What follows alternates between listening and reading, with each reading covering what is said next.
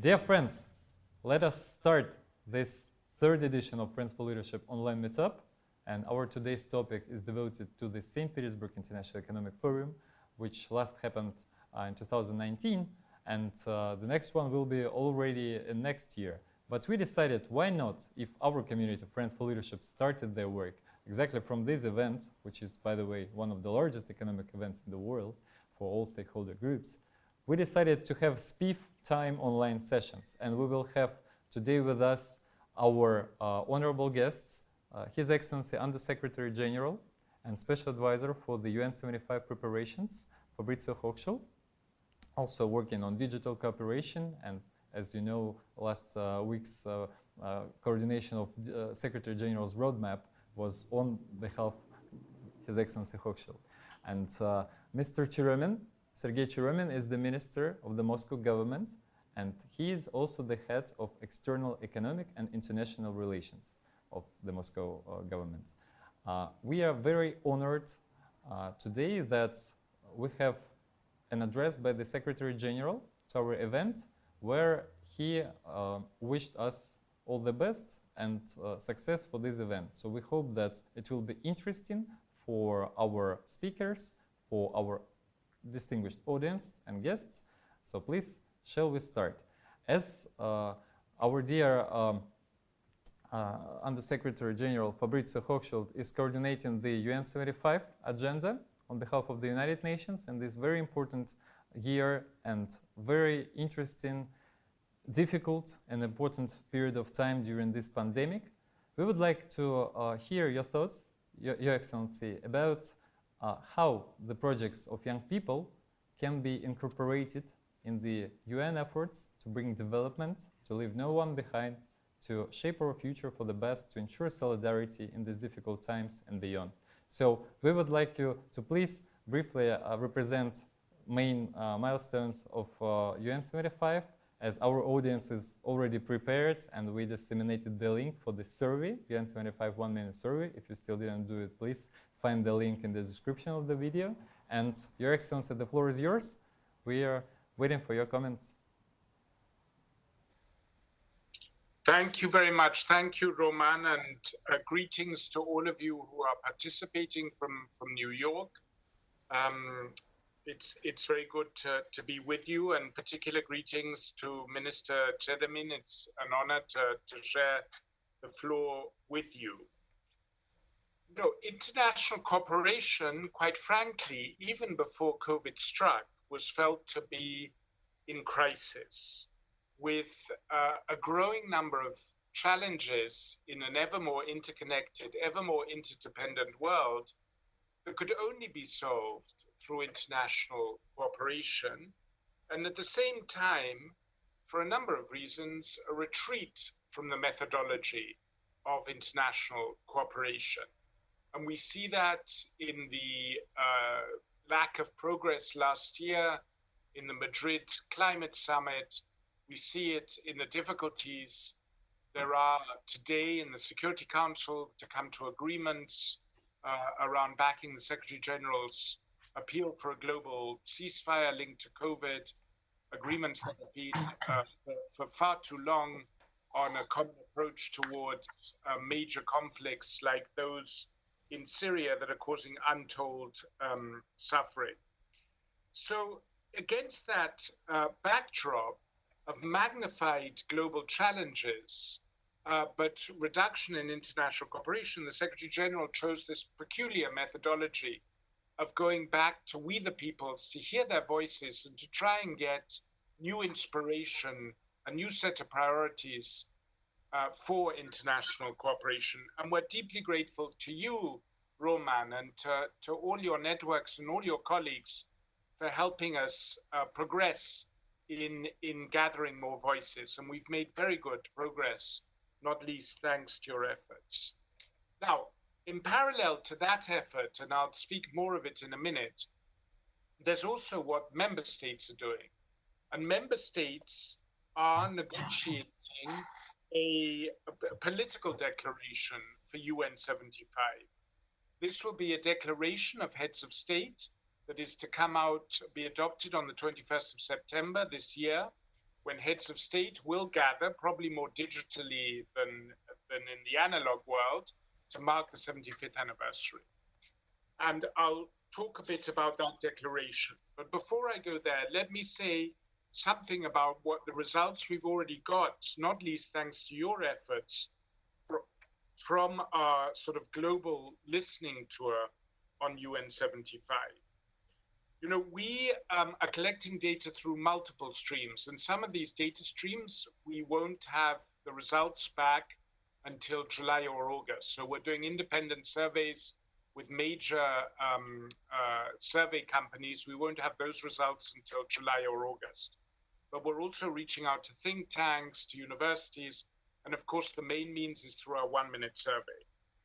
With regard to the 1-minute survey, as of today, we have over 200,000 responses from 192 member states.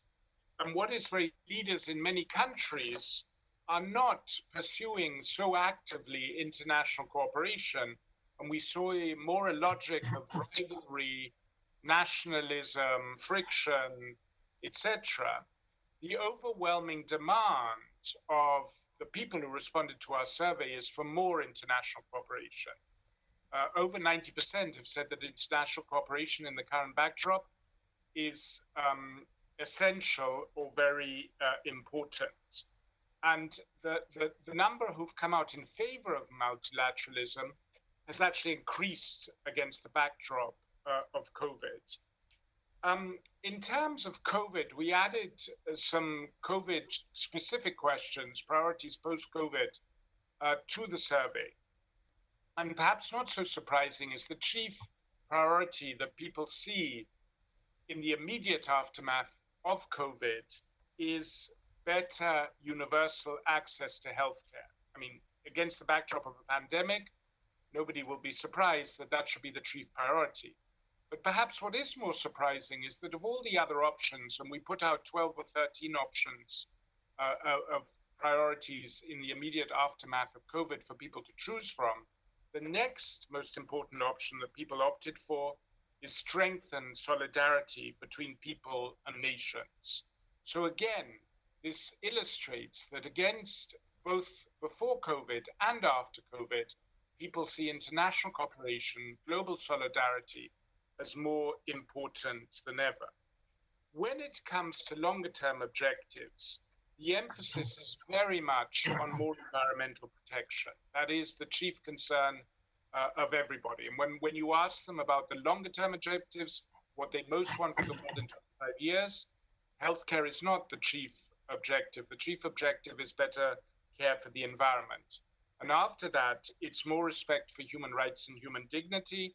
And after that, it's less conflict. So we are getting a clear set of priorities. We'll get much more differentiated and sophisticated, granular, detailed data from the more elaborate surveys that are being done independently of us, and also from the feedback we get from universities. But it's also clear from what the discussions we're having, the dialogues we're having, and the work that we're already hearing from think tanks and universities, that people also want a more inclusive multilateralism. Multilateralism that better brings in the voices of civil society, better brings in the voices of cities, of local authorities, that better brings in the voices of youth and of the business community. There is a sense that, if you look at where who had their hands on the levers of power 75 years ago, and where the hands are on the levers of power today, there's been a big change. But that's not adequately reflected in our institutions today. So people do want to see a more inclusive multilateralism. And one of the demands is a bigger voice for cities and local authorities who are at the forefront of many of the global challenges, whether it's dealing with the fallout of climate change or dealing with the fallout of global pandemics. Coming to the declaration, which is a political process which we've fed into, this is really led by member states, not so much by us. The draft is now being discussed between member states. It's a short draft, very forward-looking. It's 2 or 3 pages, and basically it recognizes and acknowledges achievements of the UN in the first page and a half, but then it goes out to set what it sees as the chief challenges ahead. And it talks about the leaving no one behind, i.e. the importance of the 2030 agenda and inclusivity. It stresses climate change.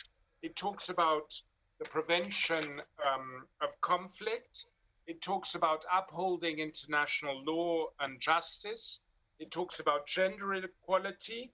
It talks about trying to reconstruct international trust, and it talks about digital cooperation. That's a major new element, and it talks about adequate financial support to the UN, and it also talks about broadening partnerships and better inclusion of youth. And then, of course, it also talks about learning lessons from the COVID crisis. So those are the main points in it. It's very aspirational, it's very forward-looking. It's not terribly concrete, frankly. And there the key thing is it also calls for a follow-up mechanism to be led by the Secretary General to come back with a more detailed report on how it could be implemented within the year. So the real work, if this is adopted, and it's still under negotiation, if it is adopted, the real work will then begin through the Secretary General in the follow-up mechanism. And we're glad that also digital will be part of that. We're glad that the idea of better integrating youth and strengthening UN partnerships, which of course is key to you, is also a part of that. So that's in brief where we stand, and we're deeply grateful for your cooperation. We do feel we're at a pivotal moment in history. You know, there are certain moments in history where you know the history as we know it changes chapters dramatically. You know, in Europe it was after the French Revolution, it was after the Russian Revolution, it was after the Second World War, and there's a broad feeling that we're at another major moment with the COVID pandemic, with the preceding crisis in multilateralism, with the threat of climate change, at another major shift in history, and how international cooperation, what international cooperation will look like after that. This new era we're about to enter into, whether it will be strengthened or weakened, is an open question.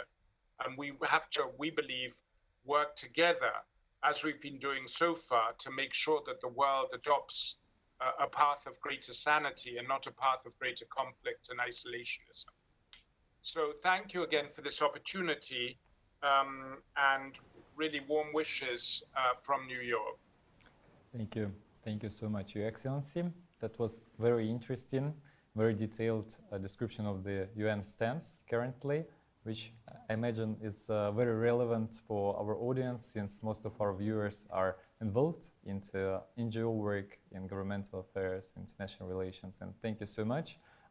We did indeed a little part of efforts devoted to promotion of UN 75 campaign, and I believe that we'll find more opportunities to cooperate. And for us was really interesting to listen to your agenda, to understand how the member states process works, so that each of our members can address their best practices and solutions through their member states, through other stakeholder groups, and understand how this process works. And again, thank you very much for all your support, as this is already the third webinar with us together, and amazing thanks to your team. And as previously we discussed, digital governance and cities agenda with Her Excellency Maimouna Mokhsharif, Executive Director of the UN Habitat. And maybe one of next events we can also discuss something important on regional or global level. All in all, I would like to thank you again for UN's attention to our work, and we strive to collect and spread the best practices and solutions which are already working And today we are going to show how exactly they worked throughout the whole year after they were presented at St. Petersburg International Economic Forum. So without any hesitation, let me introduce our speakers, and we also will listen to His Excellency Minister. So today with us we have Moscow, we have Singapore, and Amra from Accelerating Asia. We have Bhushan from Kids of Kathmandu from Nepal. We have Baljaa from Mongolia and her organization Youth Inc. We have Gustavs and his youth platform All Opportunities from Latvia. We have Matias from Argentina and his technological company NANOTICA Agro. We have Raymond from South Africa and several of his organizations, including Inter-African Research Consultancy and South African BRICS Youth Association. So these will be some cases of the work which we are doing, and all the speakers will tell about our friends groups, Friends of Cities, Friends of Education, Friends of Science, Friends of SDGs, Friends of Technology, and Friends of Social Entrepreneurship. Without any hesitation, let me now ask our partner, His Excellency Minister Cheremin. With him, we have with the Department of External Economic and International Relations, our Friends of Cities group has agreed on the MOU in Russia's house in Davos. And we are very pleased that you are with us today, Your Excellency. We wanted to ask you how Moscow, from your perception, is doing right now in terms of the crisis, which solutions are required from the global level to be implemented in Russia, what are basically your forecasts for future of international cooperation, and any other interesting ideas and thoughts which you can share with us. Please, the floor is yours. Thank you so much for inviting me, and I'm really happy to join this conference. For us, it's really very important to share our experience and our views, how to tackle this difficult issue linked with pandemic. And I would like to convey best regards and the warmest regards from the mayor of Moscow. We participate quite often in the video conferences like this, nearly every week, and we think that that is one of the best opportunities how to share our knowledge about pandemic. And from the very beginning, when we imposed quite strict limitations according to the recommendation of the World Health Organization on the activity in Moscow, on the social activity, on the cultural, industrial, closing industrial enterprises, museums, schools. We carefully examined the experience of the cities that were engaged in this pandemic a little bit earlier than Moscow. So we did have in front approximately 1 month to prepare for the most, let's say, severe situation in the city, and the city government mobilized all the possible resources not to allow the population to be in the crisis, and providing health facilities and reserves for everybody who could be infected. Just maybe a few figures for statistics. Moscow did have approximately 45–50% of all the infected people in Russian Federation, and that happened because from the very beginning Moscow was used as a kind of a filter to the country, and all the flights coming with passengers from already infected countries first arrived to Moscow, and as soon as we detect that passengers are affected or infected, we immediately send them to the Moscow hospitals or Moscow clinics or reservations, special reservation where we keep them if the disease was not really severe. That created quite a big number of people with whom Moscow healthcare system dealt with during this time.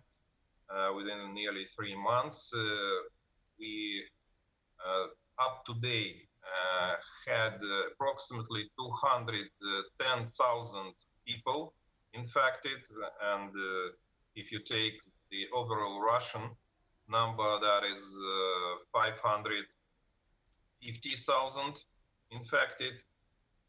We have quite a low death rate nowadays, 3.4 thousand death cases in the city, and it seems that mostly because we managed to prepare doctors and nurses and clinics to adopt a number of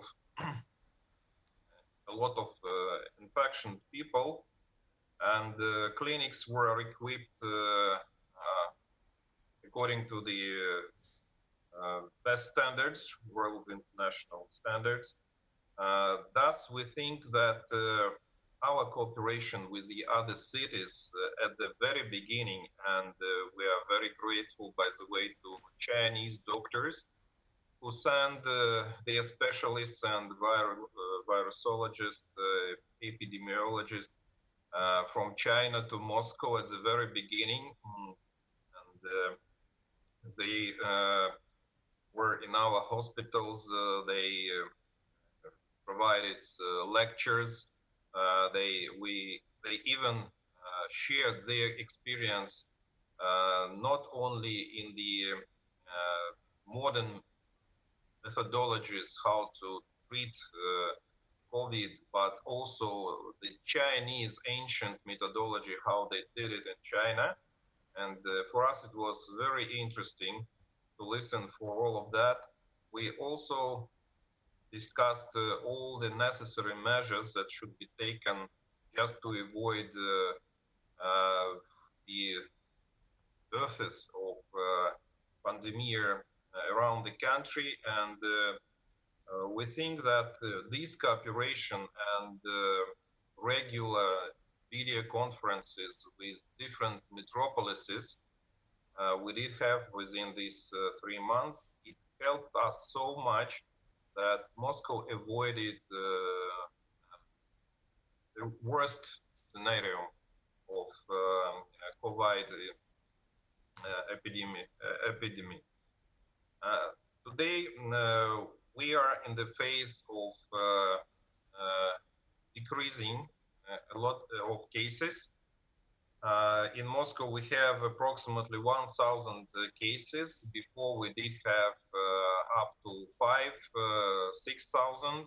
That's why we facilitate and withdraw some limits for small and medium-sized enterprises. From the 12th of April, we opened all construction sites. By the way, we never closed the Moscow subway. All public transport was functioning like it functions during the normal time. Nowadays, we have opened spaces for the restaurants. We opened museums, some other cultural facilities.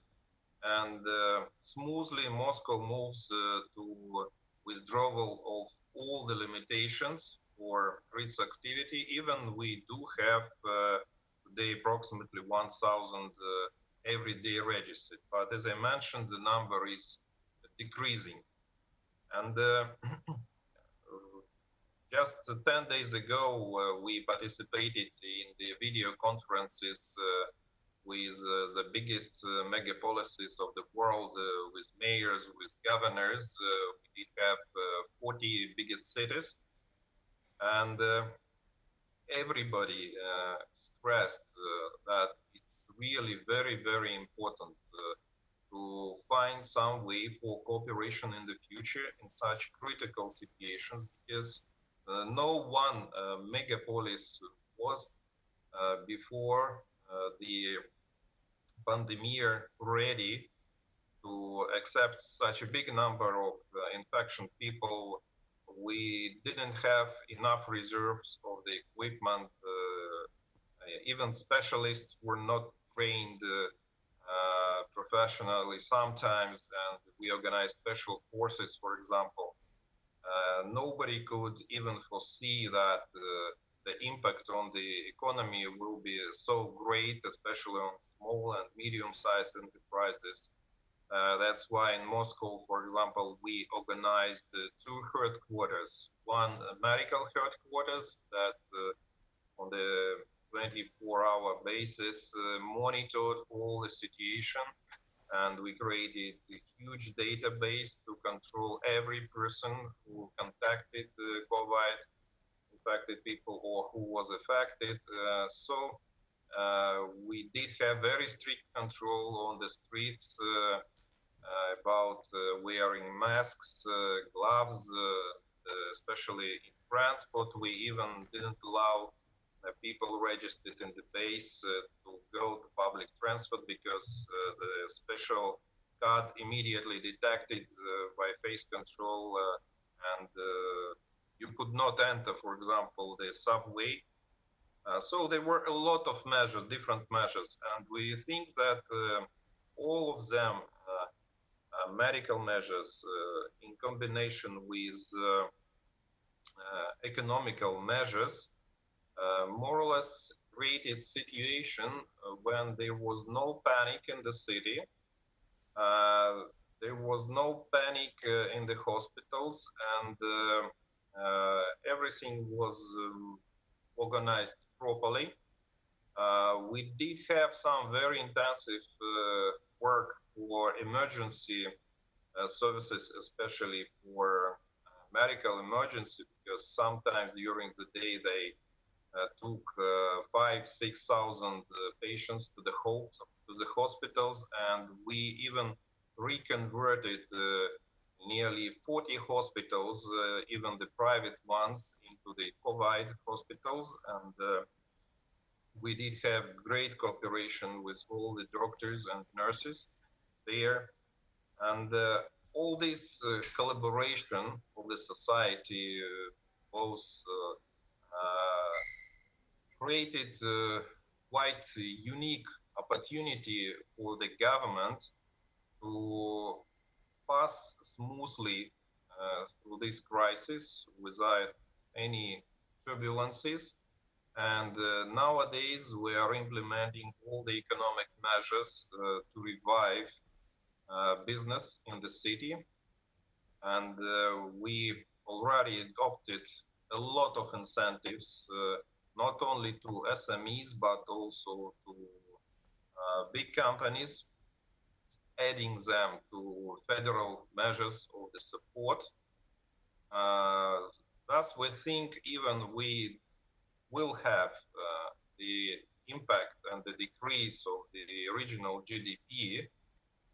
It won't be so dramatic, and it didn't cause a lot of unemployment. So it is quite regulated situation. And we carefully examined all the statistics from all around the world, from Singapore, from Beijing, from Kuala Lumpur, from other cities, from Delhi, from our partners in Northern America, from New York. And every day, Moscow mayor did have a special report. What is the trend? How COVID situation is developing? What new measures are elaborated? What is the new cooperation? And coming back to the support, for example, of our Chinese colleagues, we are really very happy that at that time from China we could buy and import special equipment, very fast testing systems, very effective, that provided for us the opportunity to make massive massive testing and massive testing of the population. And nowadays, I think we are on the second place in the world for testing, because we think that even we do not have a lot of let's say serious cases, and more than 45% are not with some symptoms, but testing the whole population of the city, 12 million population, that's very important to understand what is the real situation of the virus, what could be the impact of the second wave, or could it be the second wave. So how to allocate special resources, how many clinics should we keep be ready for to accept patients, should we have special reserves, because we created some special reserves, the exhibition areas in some sport facilities. They are empty now. We are happy that we didn't need them, and we have enough clinic facilities. But in any case, it showed to us that collecting all these databases, we could much better manage the city resources. And especially we think that international cooperation in this field, exchanging doctors, some new methodologies for treatment, maybe new medical pharma substances, cooperating with World Health Organization or directly, that is very, very important for the cities, because we find out that we are much more flexible than countries, because countries immediately closed borders. Aviation companies stopped their flights. No possibility to, let's say, to cooperate really. And we seemed that were metropolises that started at the beginning this activity, and it seems to me that that is very important, that United Nations also supports some initiatives how to deal with this pandemic situation. But as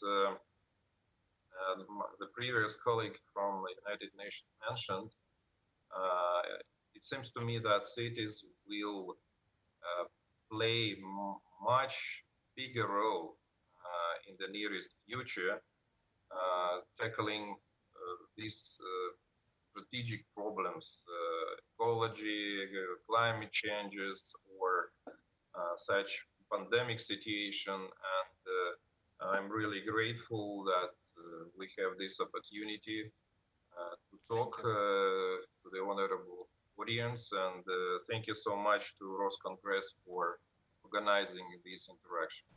Thank you so much, Your Excellency.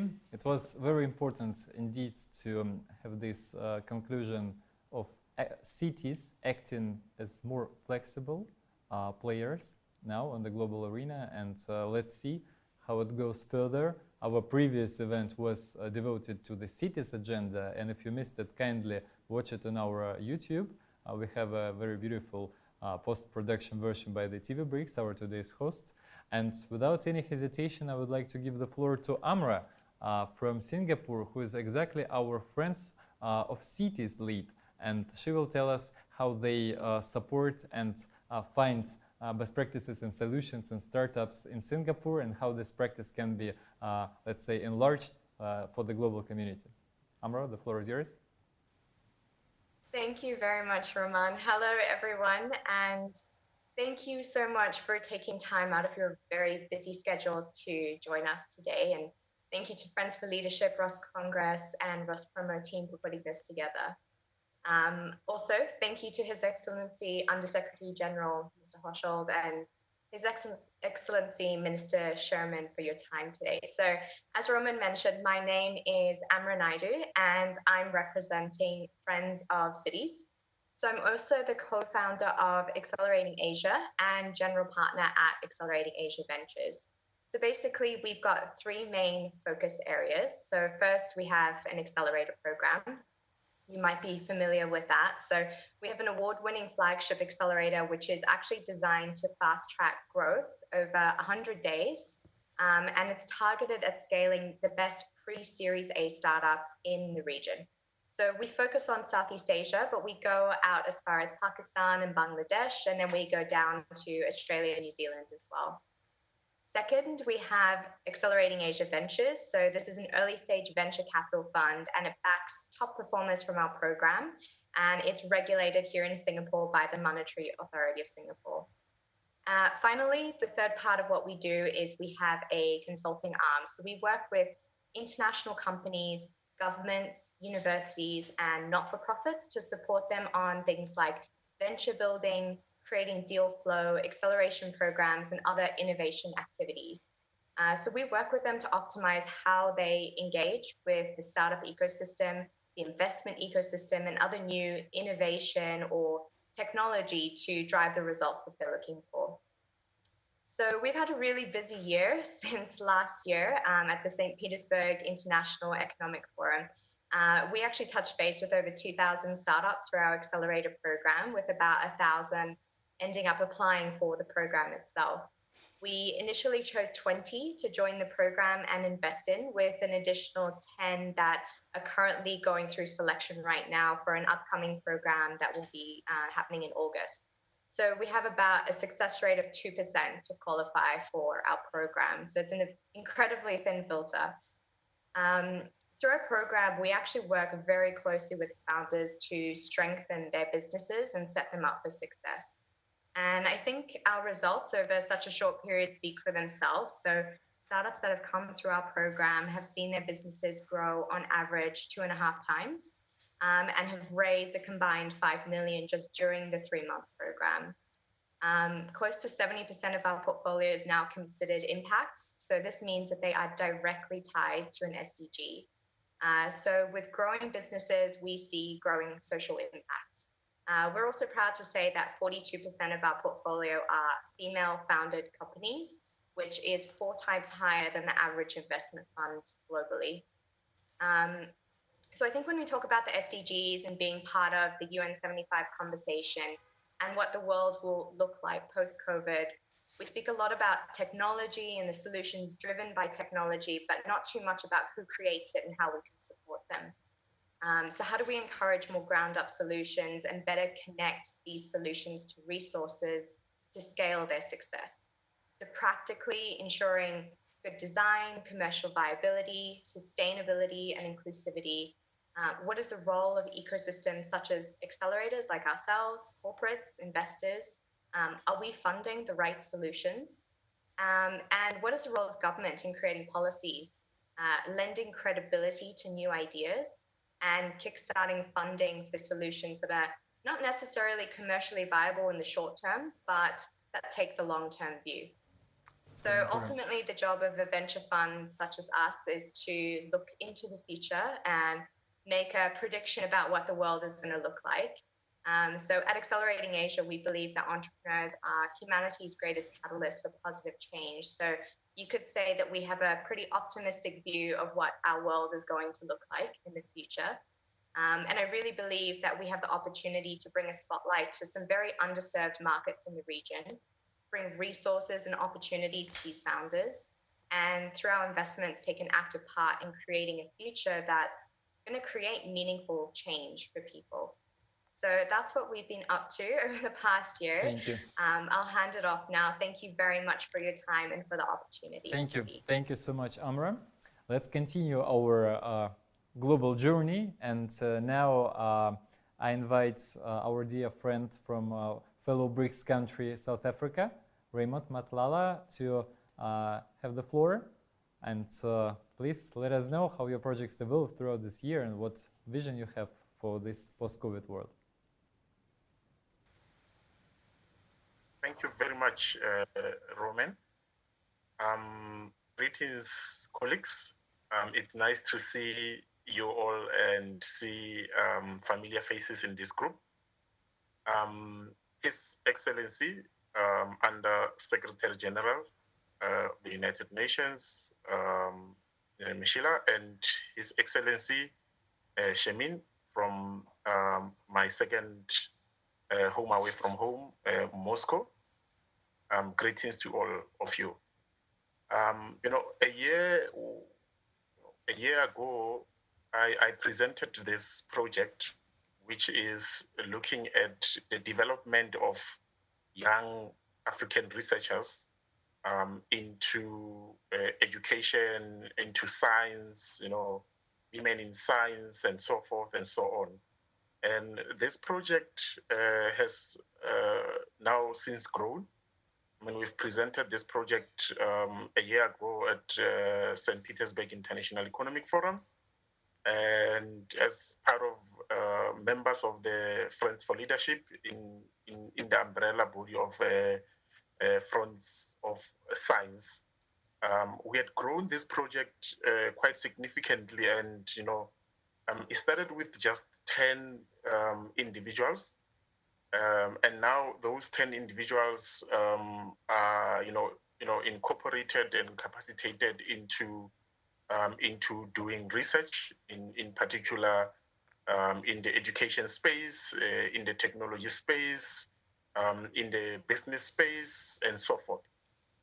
We have now, you know, grown this project with one of the organizations that I work for, which is called JET Education Services, into research boot camps, where we are running our third research boot camp, which started just after the South African lockdown in March, where we had selected a number of about 150 young people from around the world to take part in the research bootcamp, looking at new methods and methodologies to work around COVID-19. And that has escalated to working in SADC as a region in the southern sphere of Africa. And we are also now working with 55 countries of Commonwealth member states, where we have over 200 young researchers taking part in various aspects of research. And in particular, the one that I'm responsible for, it is the one for global citizenship education. So we are finding ways on how to incorporate and survive, and what is the impact of COVID-19 on the stances of the existence of global citizenship education. You know, our goal as Friends for Sciences is that we need to increase connectivity.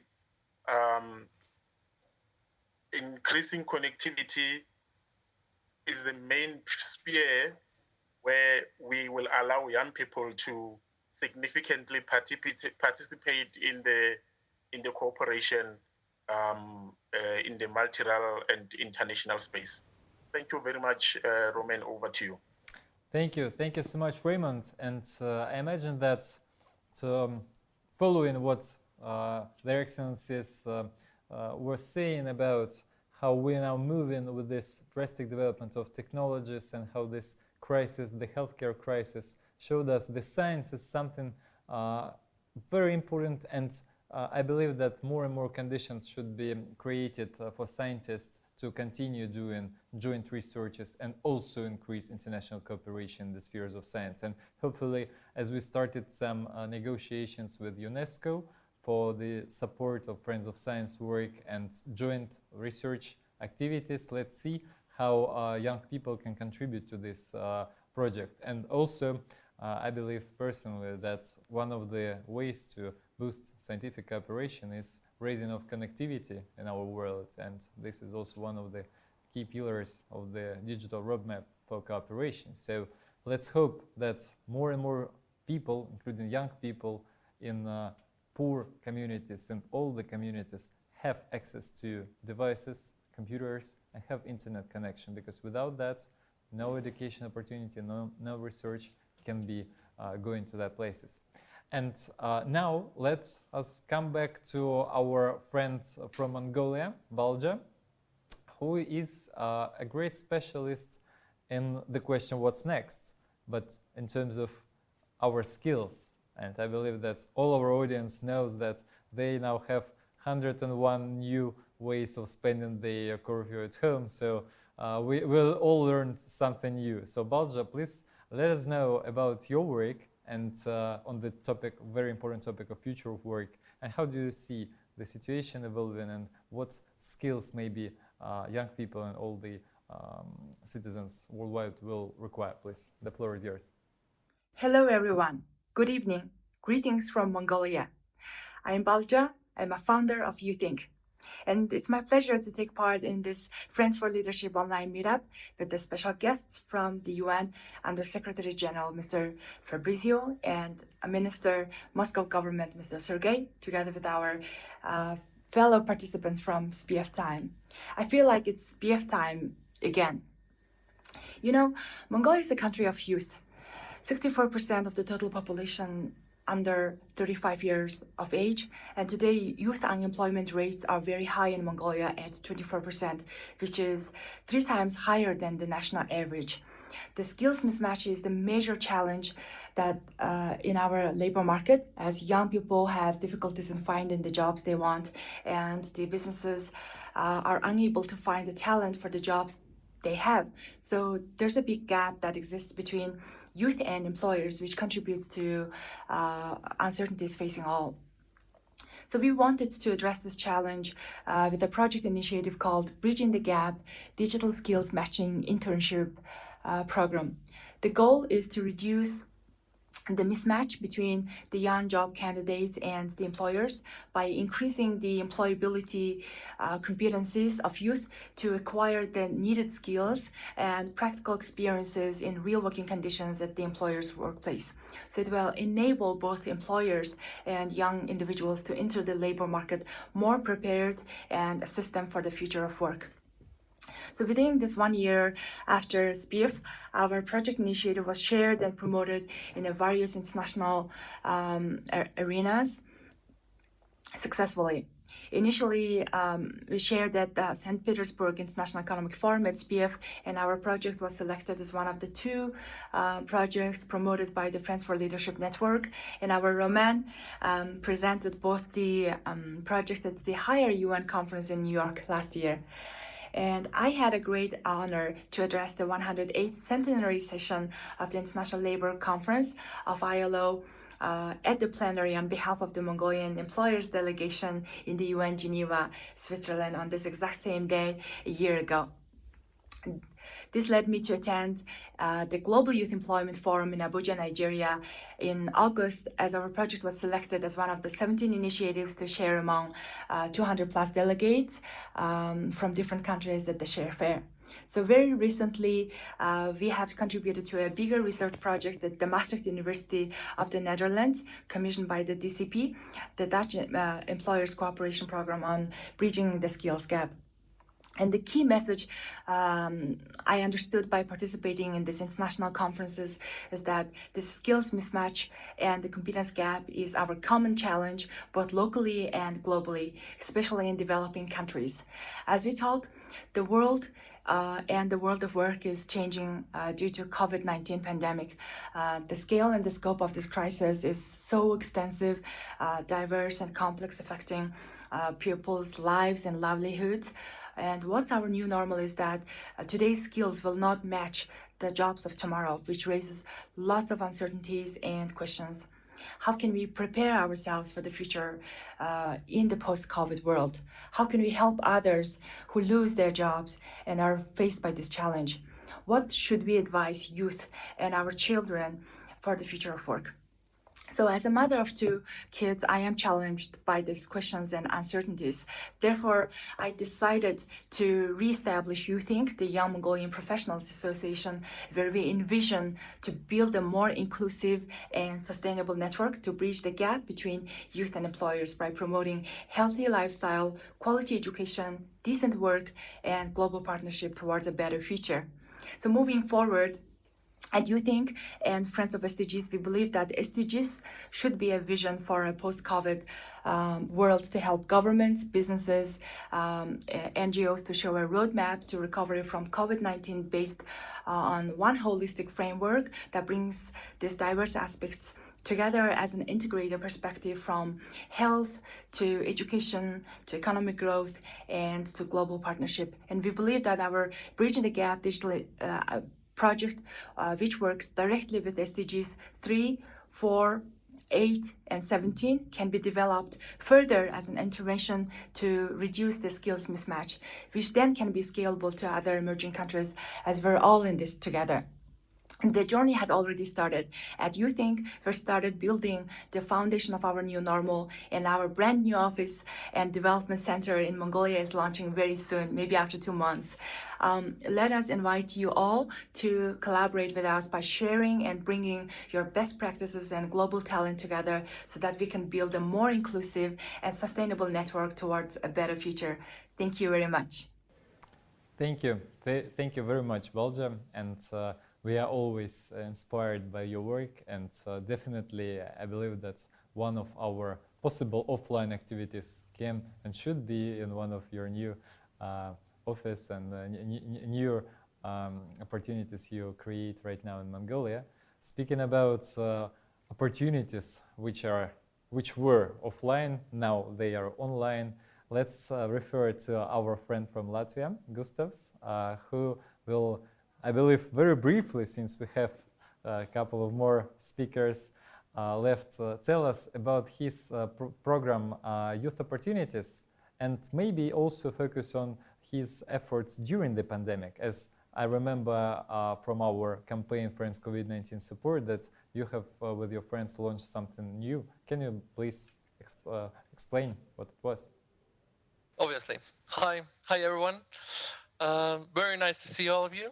I'm Gustav from Latvia, and I'm the founder of Youth Opportunity Platform Visas iespējas, which means all opportunities in Latvian. And I'm also a co-founder of initiative Paliec mājās, which means stay at home. So starting with all opportunities, that's the project that we went with last year to the SPIEF conference. And essentially, we're building a platform which wants social inclusion of young people locally. Because local is the level at which you can influence people the most. So how do we do that? We showcase scholarships, exchange programs, voluntary work, and all these various activities that young people can join. And we approach local youth organizations which actually input information about their activities, which means that we are really locally relevant. And on a global content, we also get it so that we're both locally and globally relevant. Because only some of us are lucky enough to be in such platforms, in such international networks, and most of the people need to be achieved locally.